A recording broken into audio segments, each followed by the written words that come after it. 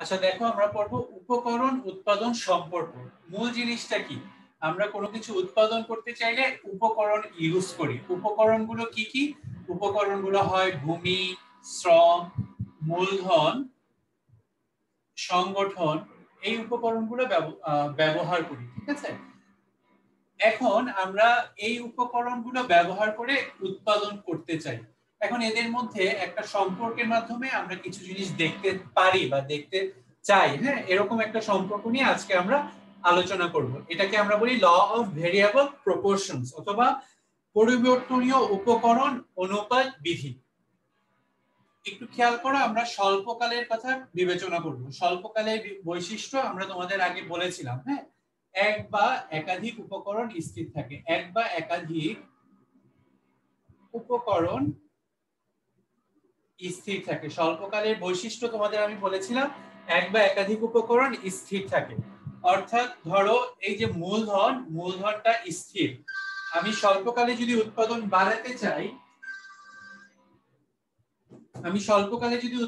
বাড়াতে চাই, তাহলে আমার শ্রম বাড়াতে হবে। শ্রম বাড়ালে উৎপাদন বাড়বে। কখন উৎপাদন বাড়বে? কন্ডিশনটা কি? এই যে মূলধন, মূলধনটা স্থির থাকবে, স্থির মূলধন। এখন এই যে উপকরণ আমি বাড়াচ্ছি, এই যে শ্রমটা আমি স্বল্পকালে বাড়াচ্ছি, এটা আমাকে উৎপাদনে কিভাবে হেল্প করছে বা কতটুকু উৎপাদন বাড়াতে পারে, এই সম্পর্কটা, এই বিষয়টা আলোচনা করে উপকরণ উৎপাদন সম্পর্ক। বিষয়টা কি বলে? বলছে যে স্বল্পকালে যখন আমি এক বা একাধিক উপকরণ স্থির রাখি, মূলধন বা জমি ভূমি স্থির রাখি, তখন যখন শ্রম বাড়াবো তখন শুরুর দিকে উৎপাদন অনেক বেশি হারে বাড়ে। এরপর একটা পর্যায়ে গিয়ে উৎপাদন আস্তে আস্তে কমতে শুরু করে। আবার বলি, যখন আমি স্বল্পকালে উৎপাদন শুরু করি এক বা একাধিক উপকরণ স্থির রেখে, যখন শ্রম বাড়াতে থাকবো তখন প্রথম পর্যায়ে কি হবে? প্রথম পর্যায়ে উৎপাদন টোটাল প্রোডাকশন বাড়বে, অনেক বেশি হারে বাড়তে পারে। দ্বিতীয় পর্যায়ে কি হয়? দ্বিতীয় পর্যায়ে গিয়ে উৎপাদন সর্বোচ্চ হয়। এরপরে আবার তৃতীয় পর্যায়ে গিয়ে উৎপাদন কমতে থাকে বা উৎপাদন ক্রমহ্রাসমান হতে থাকে। তাহলে আমরা তিনটা পর্যায়ে আলোচনা করব। প্রথম পর্যায়ে দেখব শ্রম নিয়োগ দিচ্ছি, শ্রম বাড়াচ্ছি, শ্রম বিভাজন ভালো মতো হচ্ছে, এই কারণে উৎপাদনটা অনেক বেশি হারে বাড়বে। এরপরে যেহেতু উপকরণ স্থির, একই ধরো এতটুক জমির মধ্যে আমরা 50 জন মানুষ নিয়ে শ্রম নিয়োগ দিলাম, তাহলে অনেক বেশি মানুষ হয়ে যাবে, এদের কর্মদক্ষতা কমে যাবে, কাজের ক্ষমতা কমে যাবে। তারপর এখানে ওদের মধ্যে আবার ঝগড়াঝাটি, মারামারি এগুলো হতে পারে শ্রমিকদের মধ্যে। এই কারণে দ্বিতীয় পর্যায়ে পরে গিয়ে উৎপাদন সর্বোচ্চ হওয়ার পরে গিয়ে উৎপাদন আর বাড়ে না, উৎপাদন কমতে থাকে। এটা কখন হয়? স্বল্পকালে। এই যে উপকরণ আর উৎপাদনের মধ্যে সম্পর্ক, এটাই বোঝাতে চায় যে এই তিনটা পর্যায়ে বোঝাতে চায়, যখন উৎপাদন শুরুর দিকে বেশি হারে বাড়ে, এরপর সর্বোচ্চ হয়, এরপরে গিয়ে উৎপাদনটা কমতে থাকে, উৎপাদন আর বাড়ে না। এটাই আসলে উপকরণ উৎপাদন সম্পর্ক। এখন এই সম্পর্কগুলাই আমরা একটা ছক আকারে দেখার চেষ্টা করব। হ্যাঁ, প্রথমে দেখো, আমরা লেবার নিলাম বা শ্রমিক নিলাম। লেবার নিলাম 8 জন। হ্যাঁ, 1 2 3 4 5 6 7 8, অর্থাৎ 8 জন লেবার নিয়ে আমরা কাজ করব। মানে এটা স্বল্পকাল বোঝাচ্ছে। শর্ট রানের বৈশিষ্ট্যটা কি? আমি ইচ্ছা মতো শ্রমিক বাড়িয়ে কমিয়ে উৎপাদন বাড়াতে কমাতে পারবো, কিন্তু আমার অন্যান্য উপকরণ স্থির থাকবে। ধরো আমার মূলধন, ক্যাপিটাল, বা এটাকে সি দিয়ে প্রকাশ করার কথা, কিন্তু ইকোনমিক্স এটা কে দিয়ে প্রকাশ করে। হ্যাঁ, আমরা পুঁজি বা মূলধন আমাদের স্থির, আমরা মূলধন বাড়াতে পারবো না। একটা মেশিন নিয়েই সবাই কাজ করছে, এই 8 জন শ্রমিকই একটা মেশিন নিয়ে ধরো কাজ করছে। বুঝতে পেরেছো? এখন আমরা মোট উৎপাদন দেখব, এদের মোট উৎপাদনটা কিভাবে বাড়ছে কিছু নাম্বারের মাধ্যমে দেখব। প্রথমে দেখো 3 নিলাম আমি, 8 12 15 17, 8 12 15 17 17, এরপর 16, এরপরে 13। হ্যাঁ, এখন দেখো আমি যেটা বললাম, উৎপাদন শুরুতে কি হলো, যখন একজন শ্রমিক কাজ করছিল তখন 3 একক উৎপাদন হচ্ছিল, যখন 2জন শ্রমিক কাজ করছিল তখন 8 একক উৎপাদন হচ্ছে, অর্থাৎ 5 একক উৎপাদন বৃদ্ধি পেল। যখন 3জন কাজ করছিল তখন 12 একক, 4 একক উৎপাদন বৃদ্ধি পেল। শুরুর দিকে মাঝখানের জিনিসটা কি স্যার? মাঝখানের জিনিসটা এটা পুঁজি বা মূলধন।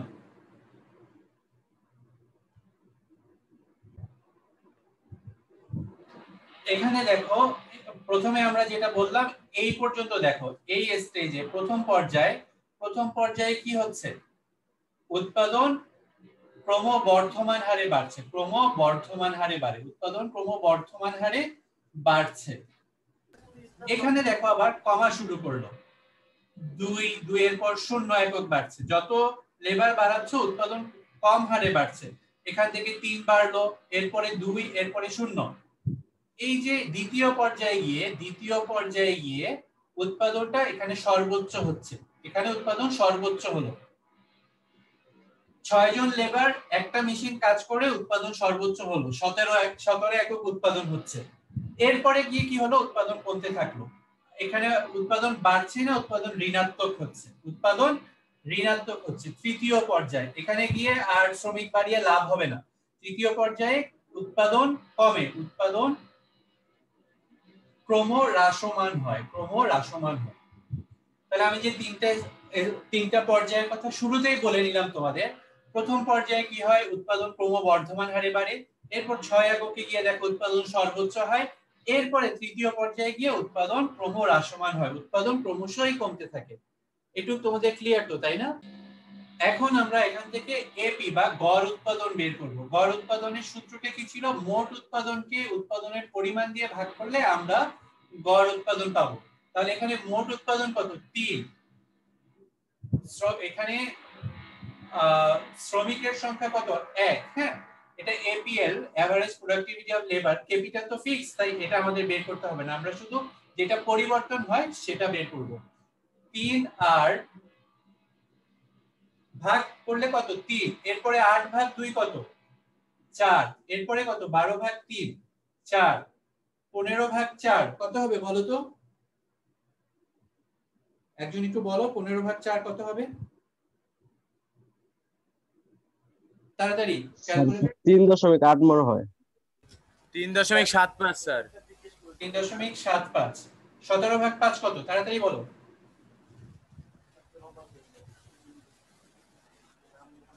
3.4। হ্যাঁ, 3.4। 17 ভাগ 6 কত, 2.833333। 2.8। 16 ভাগ 7 কত,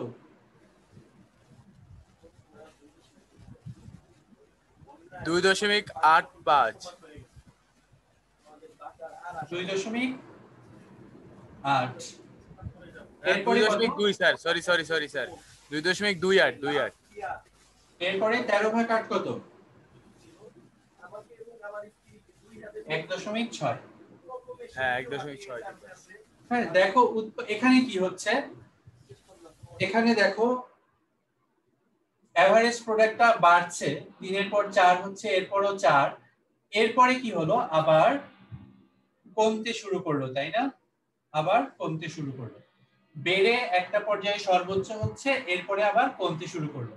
তাহলে এটার আকৃতিটা কেমন হবে দেখো, এপিএল, আমরা যদি এপিএলটা আঁকি, এটা কি বের করছেন? প্রথমে কি হয়, বাড়তেছে, হ্যাঁ, বাড়তে বাড়তে সর্বোচ্চ হলো, এরপরে আবার কমতে থাকে। তাহলে এপিএলটা ইনভার্স ইউ শেপ হবে, ইনভার্স ইউ শেপ বা উল্টো ইউ আকৃতি।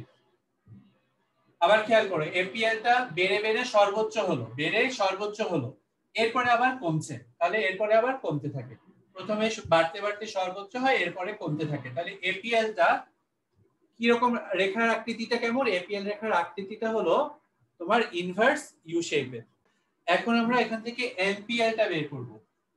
এমপিএল 1 একক বাড়ালে এখানে কি পরিবর্তনটা হচ্ছে, প্রথমে 3ই রাখলাম, হ্যাঁ, এরপরে কত একক বাড়লো বলো তো, মোট উৎপাদন কত একক বাড়লো, 5 একক। এরপরে 4 একক, এরপরে 3, 3, এরপরে 2, 2 এরপরে 0 এরপরে বলো তো কত -1 -1 গুড এরপরে -3 -3 একটু খেয়াল করো এই যে যতক্ষণ পর্যন্ত সর্বোচ্চ হচ্ছে এখানে দেখো এমপিএল টা এপিএল এর চেয়ে বড় না জি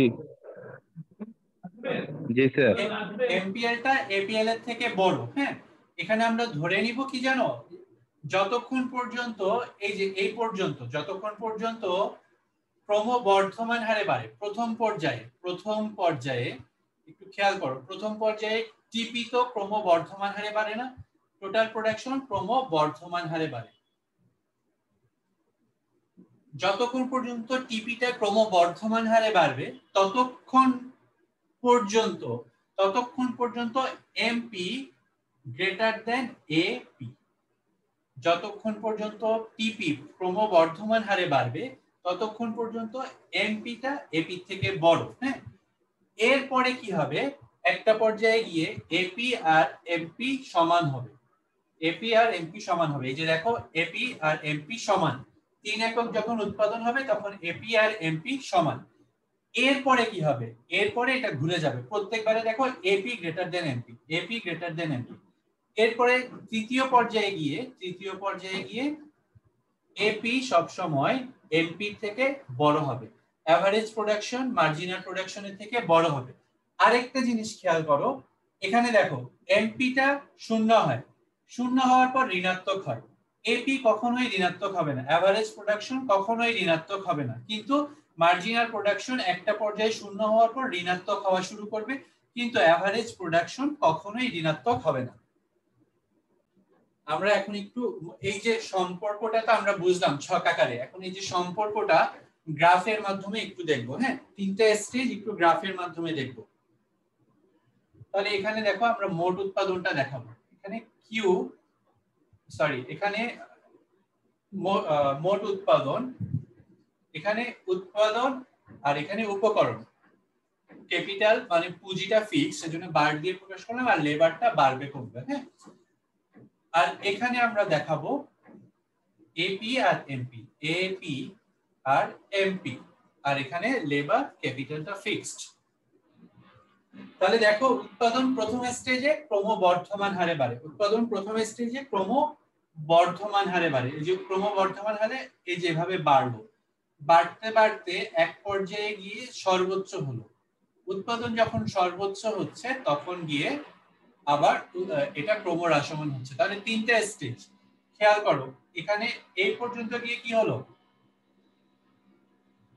এখানে খেয়াল করো উৎপাদন ক্রমবর্ধমান হারে বাড়ছে এরপরে ক্রমহ্রাসমান হারে বাড়ছে এক পর্যায়ে উৎপাদন সর্বোচ্চ হচ্ছে এরপরে উৎপাদন একদম ক্রমহ্রাসমান হচ্ছে তাহলে তিনটা স্টেজ আমরা এখানে দেখলাম প্রথম স্টেজে উৎপাদন ক্রমবর্ধমান হারে বাড়ছে এরপরে আস্তে আস্তে বাড়তে বাড়তে সর্বোচ্চ হচ্ছে এরপরে একদমই ক্রমহ্রাসমান হচ্ছে বুঝতে পারলে এখন এখানে দেখো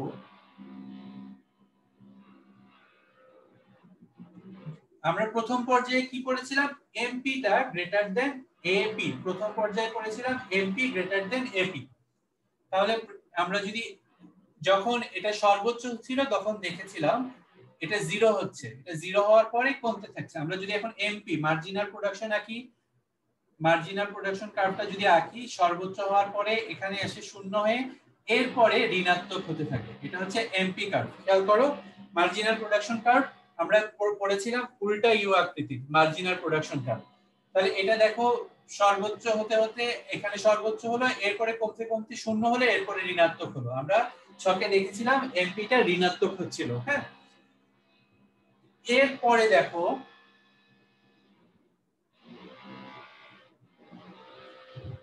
এরপরে একটা পর্যায়ে গিয়ে এখন আমরা এপি আঁকবো হ্যাঁ এই যে এপিটা দেখো এখানে হলো এরপরে এপি লেখাটা এরকম হবে এপি কখনো 0 হবে না এপিটা 0 হতে পারে কিন্তু কখনো ঋণাত্মক হতে পারবে না এই পয়েন্টে দেখো এপি সমান এমপি আমরা প্রথম পর্যন্ত এই পর্যন্ত দেখো এমপি গ্রেটার দেন এপি এখানে এই বিন্দুতে এসে এমপি সমান এপি মার্জিনাল প্রোডাক্ট আর এভারেজ প্রোডাক্ট সমান।